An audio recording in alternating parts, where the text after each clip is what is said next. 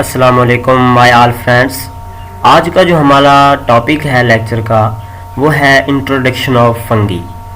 11वीं क्लास की बायो का 8th चैप्टर का ये इंट्रोडक्शन है, तो इसको करना लाजिम है। तो स्मार्ट सिलेबस में भी इंट्रोडक्शन शामिल है, तो इसलिए हम आज अपना इंट्रोडक्शन पढ़ते हैं। तो स्टार्ट करते हैं। हमारा आज का जो लेक्चर होगा वो जस्ट इंट्रोडक्शन पर मुश्तमिल होगा। इंट्रोडक्शन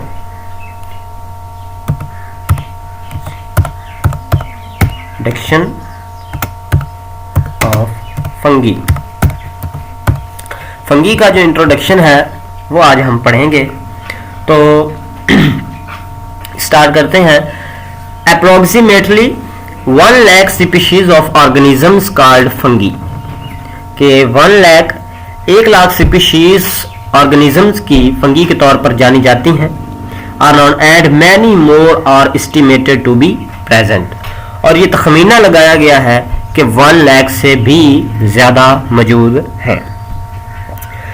तो ये तो पहली लाइन है। अब अब आगे न्यू लाइन शुरू होगी, वहां पर आप लोग हेडिंग देंगे कि type of species, type of fungi. Type of fungi की आप लोग यहां पर हेडिंग देंगे और लिखेंगे कि सम फंगी आर पैथोजेंस। ये जो लाइन है, this group includes notorious pathogens. यहां पर आप लोग इस लाइन की बजाय आप लोग ये लिख दें कि सम फंगी आर पैथोजेंस। कुछ फंगी जो है वो बीमारी पैदा करने वाले होते हैं। इसके आगे कहता है such as disastrous rusts smuts of wheat and corn and molds found growing on important crops and foodstuff. कहता है कि कुछ फंगी जो होते हैं वो बीमारी पैदा करने वाले होते हैं। मिसाल के तौर पर rust smuts of wheat and corn. Rust क्या होती है? जब गंदुम पकती है, गंदुम के पकने से पहले कुछ मतलब टाइम ये होता है कि गंदुम को एक बीमारी लग जाती है जिसे जंग की बीमारी कहते हैं। तो रस्ट उसी बीमारी को कहते हैं। तो स्मर्ट या स्मर्ट्स, ये smuts of wheat and corn, ये भी उन्हीं का एक मतलब होता है, बीमारी लगती है गंदुम को। And molds found growing on important crop and food stops. Moulds क्या होती है? मोल्ड्स एक फफूंदी बीमारी है जो कि खुराक वाली फसलों पर ज्यादा ग्रो करती है, ज्यादा पाई जाती है। अब आगे कहता है कि delicious such as mushroom truffles and morels and other organisms of commercial use such as penicillium the source of antibiotics penicillium and the yeasts used to bakeries and breweries are also members of this group. कहता है कि जो fungi होते हैं, कुछ fungi delicious होते हैं। ये उन्होंने 2 मिसालें भी दी हैं डिलीशियस फंगीज की, खास फंगीज की। कौन कौन सी हैं? Truffles and morals. तो ट्रफल्स क्या है? ट्रफल्स एक किस्म की खुम्बी है जिसको खुराक के तौर पर इस्तेमाल किया जाता है, और मॉरल्स भी यही चीज होती है। ये डिलीशियस की मिसाल है। ये पॉइंट बा पॉइंट लिखते जाएं। पहले 2 पॉइंट हो गए, अब तीसरा पॉइंट ये लिखें, there are some delicious fungi like truffles and morels. अब आप जो चौथा पॉइंट लिखेंगे, ये जो मैंने पैराग्राफ पढ़ा है इसको छोड़ें, आप जो मैं अब वर्ड बोलने जा रहा हूं इन पर ज्यादा गौर करें कि जो चौथा पॉइंट आप लोग लिखेंगे वो लिखेंगे कि there are commercial uses of some fungi like penicillium. के फंगी को हम आम इस्तेमाल भी करते हैं, फंगी को हम आम इस्तेमाल भी करते हैं। मिसाल के तौर पर पेनिसिलियम एक मिसाल दी गई है फंगी की। तो ये किस चीज का सोर्स है? हम इसको कहां पर इस्तेमाल करते हैं? एंटीबायोटिक्स में हम पेनिसिलियम का इस्तेमाल करते हैं। और एक और फंगी फंगी होते हैं, और इनका इस्तेमाल कहां पर होता है? बेकरीज के अंदर एंड ब्रेवरीज के अंदर। ब्रेवरीज क्या चीज होती है? शराब साजी, ठीक है। बेकरीज का आपको पता है, और ब्रेवरीज मैंने बता दी शराब साजी होती है। तो ये तो था हमारा पहला पैराग्राफ। इसमें जो आगे लाइन दी जाती है, ecological role of fungi as decomposers is paralleled only by bacteria, तो ये इतनी अहम नहीं है। तो आगे जो हमारा टॉपिक शुरू होगा आगे दूसरे नंबर पर। पहले नंबर पर मैंने जो आप लोगों को बताया ये शॉर्ट क्वेश्चन थे। इसमें शॉर्ट क्या बन सकता है कि टाइप ऑफ फंगीज लिखें, ठीक है, या बन सकता है पेनिसिलियम और यीस्ट का इस्तेमाल लिखें, ये दो बन सकते हैं। और एमडी कैट के अंदर जो पेपर आता है मतलब आता है एमसीक्यूज, वो होता है पेनिसिलियम का यूज या यीस्ट का यूज, इसमें से एक वो उठा लेते हैं। चलें जी, अब हम चलते हैं आगे। Taxonomic status of fungi has changed from that of a group of plant kingdom to a separate kingdom fungi. अब इसका मतलब क्या है? पहले मैं आप लोगों को इंग्लिश के अंदर इसका मतलब समझाता हूं कि they were separated from plant kingdom and were given the status of a separate kingdom fungi। कि जो फंगी होते हैं, फंगी की जो किंगडम है वो है प्लांट किंगडम। फंगी की किंगडम है प्लांट किंगडम। दो किंगडम होती हैं, उनमें से फंगी कहाँ है? प्लांट किंगडम के अंदर। अब प्लांट किंगडम के अंदर है तो फंगी का ये किंगडम मतलब ये अलहदा क्यों किया गया? क्योंकि ये एक खास दर्जा रखता है, ठीक है। And were given the status of a separate. Status का मतलब होता है दर्जा, और सेपरेट एक अलहदा अपना दर्जा रखता है। किंगडम फंगी अपना एक अलहदा दर्जा रखता है। तो इसलिए तो इस लाइन का मतलब ये यही है कि they were separated from plant kingdom and were given the status of a separate kingdom fungi. तो ये था इसके मतलब पहला। अब है कि दे रिजेंबल का क्या मतलब होता है? रिजेंबल का मतलब होता है मुशाबहत रखना के प्लांट्स इन सम रिस्पेक्ट।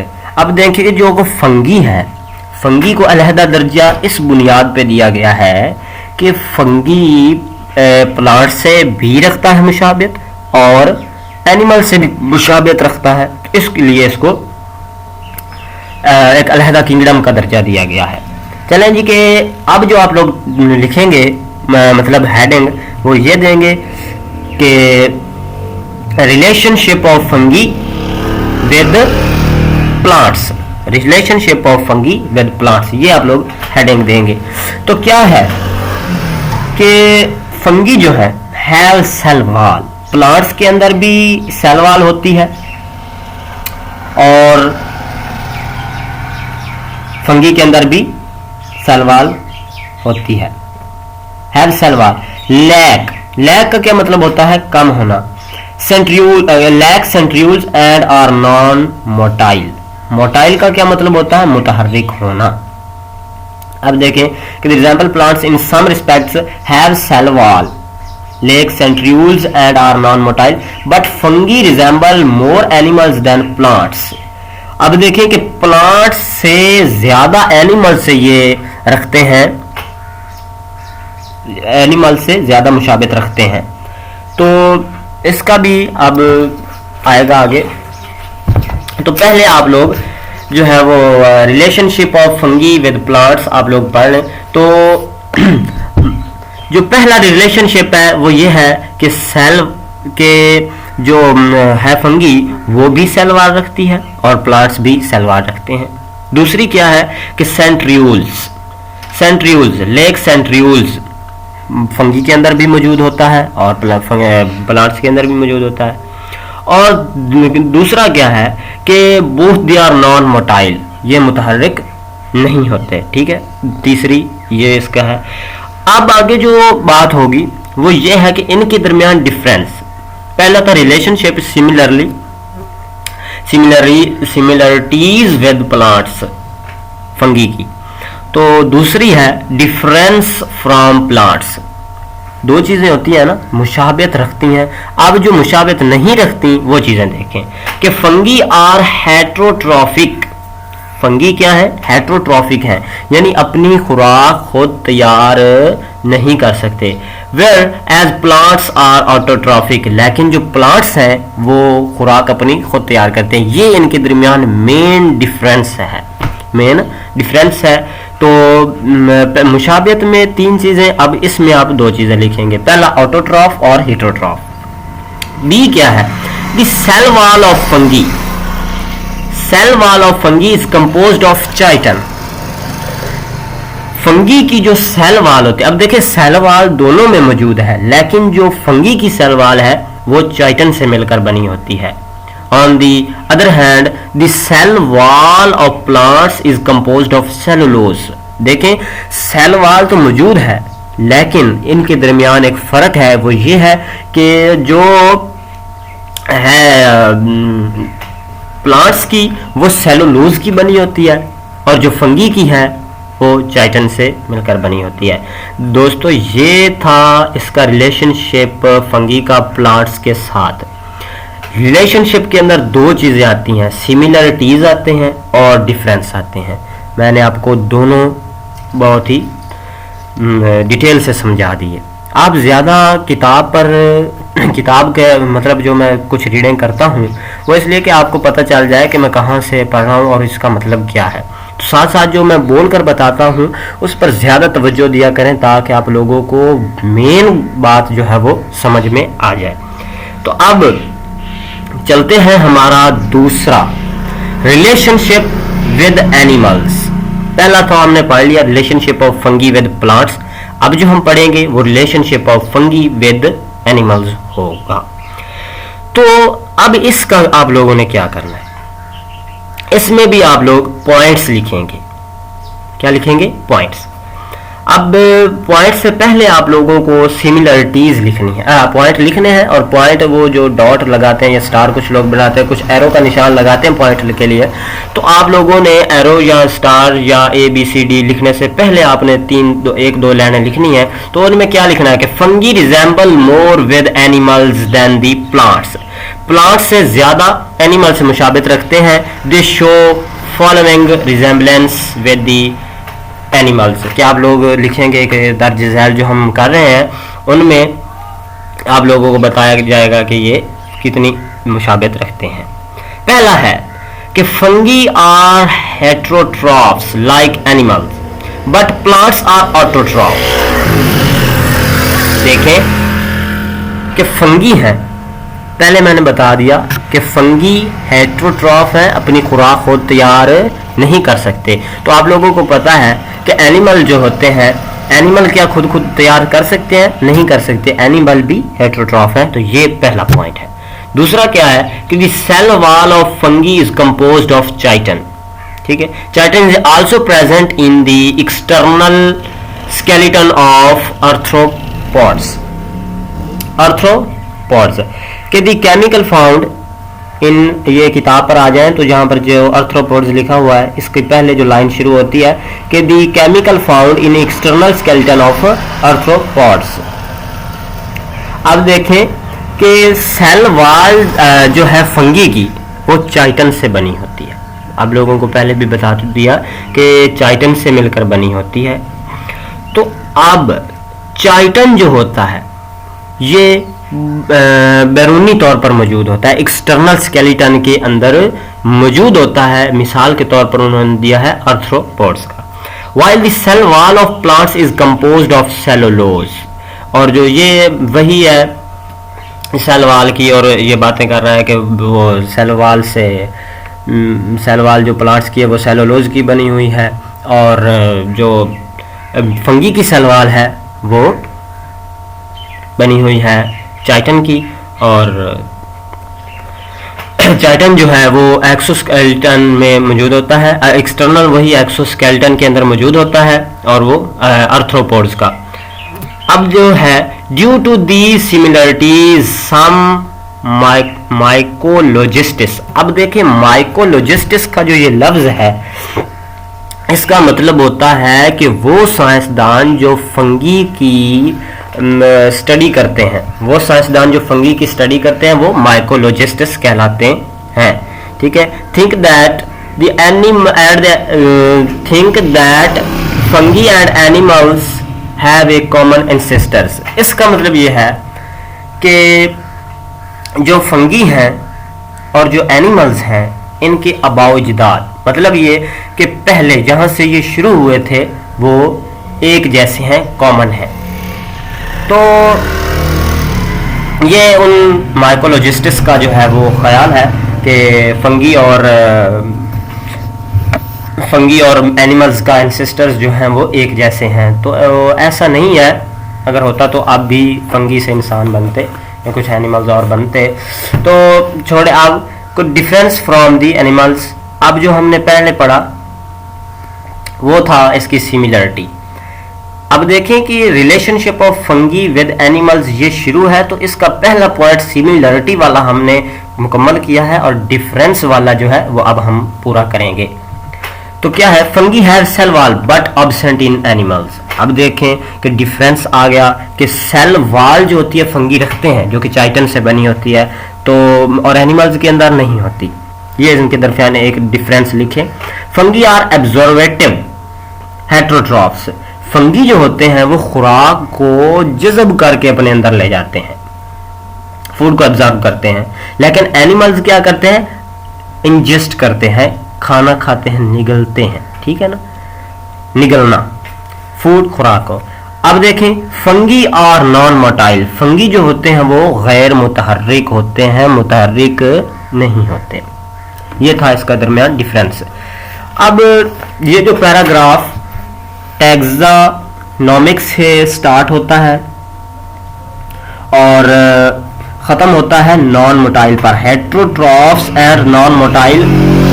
ये ऑलमोस्टली 1 2 3 4 5 6 7 8 8.5 लाइनें बनती हैं। यहाँ पर ये ख़त्म हो जाता है। ये आप लोगों को मैंने जो डिफरेंस सिमिलरिटीज़ एनिमल के साथ और प्लांट्स के साथ बताई, ये बातें बताता है। लेकिन आप लोगों ने जैसा कि मैंने बोलकर बताई हैं, ये ज़्यादा लिखेंगे, ये लिखेंगे तो ज़्यादा बेहतर होगा, आप लोगों के नंबर कटने के चांसेस कम हो जाएंगे। तो ये अब आप लोगों ने यहाँ पर स्टॉप करना है मोटाइल पर, नॉन मोटाइल पर। अब आगे आप न्यू हाइडिंग देंगे, वो होगी some special characteristics of fungi, कि फंगी की कुछ खास खसूसियात होती हैं। फंगी की कुछ खास खसूसियात होती हैं। तो ये आप लोगों ने यहाँ पे टाइप करना है। तो टाइप करना है ये कि फंगी की कुछ खास खसूसियात होती हैं। तो अब वो फंगी की कौन कौन सी खसूसियात हैं? पहली है कि DNA studies of fungi have confirm that fungi are different from all other organisms. पहली ये है कि फंगी के DNA की स्टडी की जा चुकी है। फंगी के DNA की स्टडी की जा चुकी है कि जो फंगी है वो दूसरे ऑल ऑर्गेनिज्म से डिफरेंट है। ये एक पॉइंट आप लोग लिखेंगे। बाकी छोड़े किताब पे जो लिखा हुआ है इसको छोड़े, जो मैं बता रहा हूँ यही बस लिख दें। ये पॉइंट ए लगा दे या पॉइंट स्टार बना दे या डॉट लगा दे, जो भी आप पॉइंट के लिखना चाहते हैं। एरो का निशान भी होता है। तो ये शॉर्ट क्वेश्चन भी आ सकता है और अलहदा के मतलब लॉन्ग के तौर पर भी आ सकता है। ये इंट्रोडक्शन है। तो टैक्सानॉमिक जो स्टेटस है, टैक्सानॉमिक स्टेटस का मतलब है टैक्सानॉमिक दर्जा, फंगी का दर्जा। तो अलग सा जो दिया हुआ है, ये दर्जा की बात की जा रही है। तो ये लॉन्ग भी बन सकता है, ये मैं आप लोगों को बता दूं, लॉन्ग भी बन सकता है। और जो मैं पॉइंट आपको निकाल कर बता रहा हूं, ये पॉइंट, ये पॉइंट, तो इनको आप शार्ट के तौर पर भी करें। ये शार्ट के तौर पर लाजमीन आते हैं, इसलिए ये इंट्रोडक्शन को शामिल करते हैं, नहीं तो इंट्रोडक्शन को शामिल करने की कोई ज़रूरत नहीं होती। तो ये पहले छोड़ें, पहली कैरेक्टरिस्टिक्स होगी। अब दूसरी है fungi show characteristics type of mitosis, कि फंगी जो हैं वो माइटोसिस शो करते हैं, जाहिर करते हैं। माइटोसिस का आप लोगों को पता होगा। तो इस चीज को क्या कहते हैं कि fungi show characteristics type of mitosis, इस चीज को कहते हैं न्यूक्लियर माइटोसिस। अब न्यूक्लियर माइटोसिस कहते हैं इन दिस केस, इस केस के अंदर क्या होता है, न्यूक्लियर इन्वेलप। न्यूक्लियर इन्वेलप का आप लोगों को अगर नहीं समझ में आता तो न्यूक्लियर मेम्ब्रेन कर लें, ये भी ठीक है। न्यूक्लियर मेम्ब्रेन आप लोगों को पता होगा क्या चीज होती है, does not break during mitosis. Nuclear mitosis का मतलब क्या है कि इसमें न्यूक्लियर मेम्ब्रेन जो है वो ब्रेक डाउन नहीं करती, उसकी ब्रेक डाउन नहीं होती माइटोसिस के दौरान। The mitosis spindle is formed within the nucleus, कि जो माइटोसिस है वो न्यूक्लियस के दरमियान में होती है, ठीक है। The nuclear membranes constructs between the two clusters of daughter chromosomes and divides the nucleus। अब देखें कि न्यूक्लियस कैसे बनता है, कि न्यूक्लियर मेम्ब्रेन जो है, ये जो न्यूक्लियर मेम्ब्रेन या न्यूक्लियर एनवेलप्स है, इधर किताब पर भी दिया जा रहा है, न्यूक्लियर इन्वेलप का भी लिखा हुआ है और न्यूक्लियर मेम्ब्रेन का भी लिखा हुआ है, माइटोसिस का भी लिखा हुआ है। तो मैं जो बता रहा हूँ वो आप लोग नोट कर लें कि न्यूक्लियर इन्वेलप या न्यूक्लियर मेम्ब्रेन जो होती है, ठीक है, वो क्रोमोसोम के गुच्छे के दरमियान होती है और इनको डिवाइड कर दिया जाता है न्यूक्लियस के अंदर, ठीक है। The nuclear membrane constructs between the two cluster, cluster का मतलब होता है गुच्छा of daughter chromosomes, and divides the nucleus, ठीक है। न्यूक्लियस इसमें से न्यूक्लियस को डिवाइड करती है। Nuclear membranes clusters of daughter chromosomes के अंदर मौजूद होती है एंड डिवाइड्स द न्यूक्लियस, और न्यूक्लियस को तकसीम दर तकसीम करती जाती है, ये मतलब है। इन सम फंगी, कुछ फंगी के अंदर न्यूक्लियर इन्वेलप डिसअपियर लेट, समझ में आ गया, लेट से डिसअपियर होते हैं। अब ये था दो करेक्टरिस्टिक्स, ये दो आप लोग याद कर लें तो अहम होगा कि फंगी की डीएनए की स्टडी की जा चुकी है और ये बताया गया है कि ऑर्गेनिज्म और ऑर्गेनिज्म से ये मुख्तलिफ है, ये पहला पॉइंट। दूसरा आप लोग लिखेंगे कि फंगी जो है वो माइटोसिस की करेक्टरिस्टिक यानी खसूसियात जाहिर करते हैं और इसको न्यूक्लियर माइटोसिस कहते हैं। न्यूक्लियर माइटोसिस क्या होता है, जिसके अंदर न्यूक्लियर मेम्ब्रेन की ब्रेकडाउन नहीं होती माइटोसिस के अमल के दौरान, ठीक है।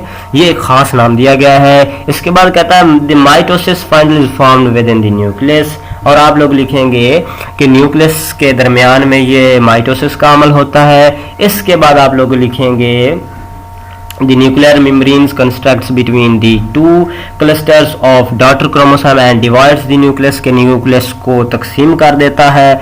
और आप लोग लिखेंगे कि फंगी, कुछ फंगी के अंदर जो न्यूक्लियर मेम्ब्रेन है वो डिसअपियर लेट होती है, जाहिर लेट, डिसअपियर जो है वो लेट होता है। अब ये खत्म हुआ, लेकिन एक चीज नीचे फिर भी रह गई। ये इधर मैंने जो लफ्ज़ यूज़ किए हैं ये बहुत ही मतलब यूज़ किए हैं आसान, कि आप लोगों को समझ में आ जाए। जो भी आगे समझ में नहीं आता उसका मैंने उर्दू में भी आप लोगों को तर्जुमा बताया, तो बराए करम आप लोग इसको ज़रूर याद कीजिए। तो एक चीज़ नीचे रह गई है, वो इन्होंने हेडिंग नहीं दी, लेकिन मैं आपको बताता हूँ कि आप लोगों ने हेडिंग क्या देनी है। हेडिंग क्या देनी है कि फॉर्मेशन ऑफ किंगडम फंगी, के किंगडम फंगी जो है उसकी फॉर्मेशन क्या है, ये आप लोगों ने लिखनी है, ठीक है। तो दी अब अपनी खुद की तरफ से लिखें, fungi are distinct organisms from the plants, animals and protists. ये चीज वाज़ह है कि जो फंगी है, ठीक है, फंगी है वो प्लांट्स की, एनिमल्स की और प्रोटिस्ट्स की किस्म है। सो they are given the status of a separate kingdom called kingdom fungi। तो इस वजह से, वजह क्या है कि प्लांट के साथ, फंगी के साथ, प्लांट के साथ, एनिमल के साथ और प्रोटिस्ट्स के साथ ये मुशाबियत रखती हैं। इस वजह से जो है इसका एक अलग दर्जा बनाया गया है और उस दर्जे का नाम है किंगडम फंगी। तो ये था हमारा लेक्चर जो अब कंप्लीट हुआ। अगर आप लोग कहते हैं कि मैं जो हेडिंग मैंने बताई हैं वो राइट कर दूं तो हमें कमेंट्स में बताइएगा, तो इंशाल्लाह ताला मैं अपनी नेक्स्ट वीडियो में सारी हेडिंग साथ साथ दिया करूँगा। और अगर वीडियो अच्छी लगे तो लाइक शेयर और सब्सक्राइब करना मत भूलिए। तब तक के लिए अल्लाह हाफिज़, जब तक हमारी नई वीडियो हाजिर नहीं होती। तो फिर से बताता चलूँ कि आप लोगों ने ये इंट्रोडक्शन वाला ज़रूर करना है, इंट्रोडक्शन वाला ज़रूर करना है। तो अगर आप लोग इसको करेंगे तो इंशाल्लाह ताला आपके पूरे नंबर आएंगे। तो तब तक के लिए अल्लाह हाफिज़, जज़ाकल्लाह।